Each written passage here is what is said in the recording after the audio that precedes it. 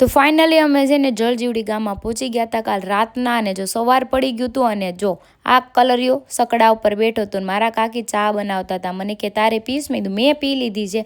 અને જો અહીંનું વ્યૂ જો ને વાતાવરણ મજા જ આવ્યા કરે તમને એનું વ્યૂ જોઈને જ તે. ને ગટુને માથું ઓળાઈ દીધું ને પછી ગાય ભાડી ગઈ હતી ગટુ. એ કે હાલો મમ્મા આપણે ગાય પાસે જાય. તો થોડીક વાર ગાય પાસે રહ્યા અને સકડામાં બેસીને અમે જતા રહ્યા વાડીએ. યસ, વાડીએ જવાની મજા જ આવે ને.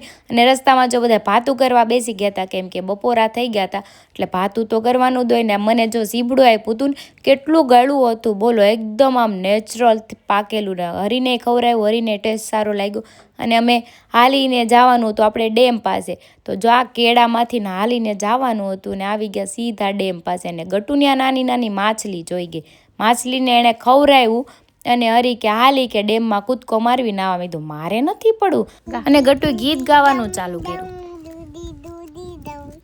અને પાછું આપણે આ ડેમેથી હાલીને વાડીમાંથી જવાનું હતું સકડામાં બેસીને. આપણું નેરું છે ને ત્યાં નાહવા માટે, કેમ કે અમે નાહવા હાટું જ આવ્યા હતા.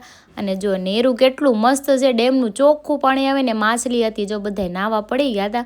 અને આ પાણી બરફ જેવું ઠંડુ હતું. આમ જો હરી ધ્રુજે છે જો બધાય નાહી લે ને છેલ્લે મારે નાવાનું છે ને. હું પાણી માગે, પાણી બરફ જેવું હતું ને ગટુને નવરાઈ દીધું મસ્ત મજાનું. ગટુને એને મજા આવી ગઈ ને. માછલીને છે ને એને વેફર ખવડાવી. આપણે પાછા સકડામાં બેસીને ગયા સીધા ઘરે.